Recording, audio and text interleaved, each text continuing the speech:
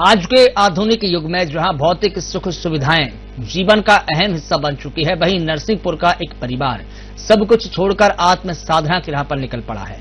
अनामिका काकरिया, उनके पिता दिनेश काकरिया, डॉक्टर बेटी हर्षिता और चार्टर्ड अकाउंटेंट में अध्ययनरत बेटे विधान, ये चारों सदस्यों ने आचार्य जिन पीयूष सागर, मुनि सुब्रत स्वामी, मुनि ब्रह्म सागर के सानिध्य में जैन दीक्षा ग्रहण की।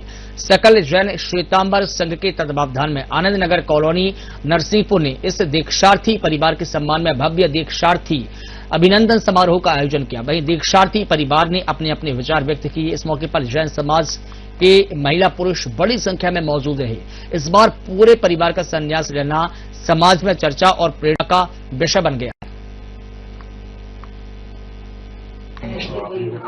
वैराग्य का प्रसंग तो ऐसे देखा जाए तो अपने लाइफ में हर टाइम चलता रहता है, बस जस्ट अपना पॉइंट ऑफ व्यू मैटर करता है उसमें।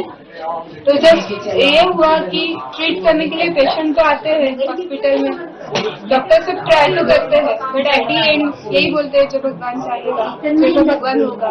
वो डिसीजेस होता है जिसका कॉज पूछते हैं पेशेंट अपने से, बट बहुत से डिसीजेस का कॉज अननोन रहता है। बस अपने कर्मों में काम। ये तो काफी लोग बन गए, ऐसे ना मतलब काफी मंदिर है, तो मेरे रहने से मतलब देश को देते हुए फर्क नहीं गिरेगा, पर शायद मेरे ये डिसीजन शायद मेरे खुद के लिए है। मतलब लोग इन्वेस्ट करने के लिए हम खुद भी सलाह देते हैं कि मतलब लोग इन्वेस्ट करो, फ्यूचर के लिए आपका सेफ रहेगा। बट अगर मेरा जो मेरा आने वाला भव है, मेरा जो लॉन्ग टर्म के लिए सोचा जाए, लाइफ लॉन्ग गोल, कि अगर उसके लिए अगर मैं अभी से इन्वेस्ट करना चालू करूँ तो जितनी जल्दी इन्वेस्ट करूँगा उतना जल्दी मेरा प्रॉफिट ज्यादा मिलेगा। इसीलिए मैं अभी से इन्वेस्ट कर रहा हूँ कि अगर मैं अभी से इन्वेस्ट करूँगा तो मेरा जो प्रॉफिट जो मिलेगा, जो मेरा जो एंड पोर्टफोलियो जो बनेगा। सबसे लगाव रहता है। ये संसार ऐसा है कि भाई एक मिक्स से जुड़े हुए रहते हैं और कुछ अपना कर्तव्य रहता है, अपन वो कर्तव्य को पार करते हैं।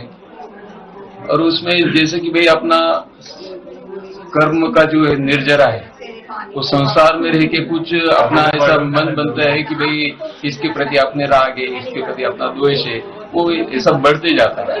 और अपने आत्मा की निर्जरा और आत्मा ही अपना प्रबल है, तो इस हिसाब से इससे बढ़िया मार्ग कोई नहीं है।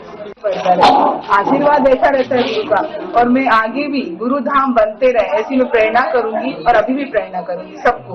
जब को जो भी मेरे चाहे कोई भी पंथ को, मेरे से दिगंबर, श्वेतांबर, तेरापंथी, स्थानकवासी, मेरे सभी साधु साथी के प्रति उतने ही अवभाव और उतना ही मैं रखती हूँ। अभी तो कुछ मेरे घर के सामने ज्ञान बच के, लेकिन मैं एक दिन भी बिना पूछने के ऐसा नहीं कि बिना पूछने जब तक गुरु महाराज को वैरा नहीं लेती मेरे मन से साथ। करोड़ की संपत्ति के भाव क्या है?